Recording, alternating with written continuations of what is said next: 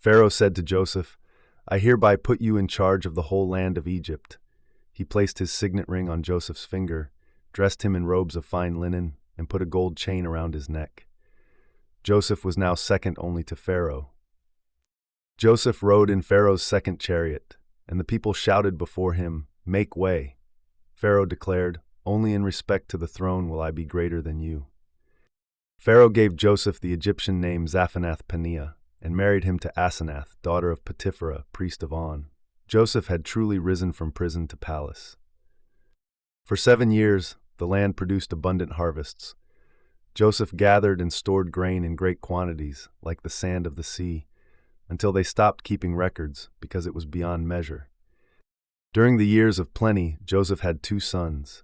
He named the first Manasseh, saying, "God has made me forget all my trouble in my father's household." The second he named Ephraim, saying, "God has made me fruitful in the land of my suffering." After the 7 years of abundance came the 7 years of famine, just as Joseph had predicted. The famine spread across all lands, but in Egypt there was food because of Joseph's careful planning. When the people cried to Pharaoh for food, he told them, "Go to Joseph and do what he tells you."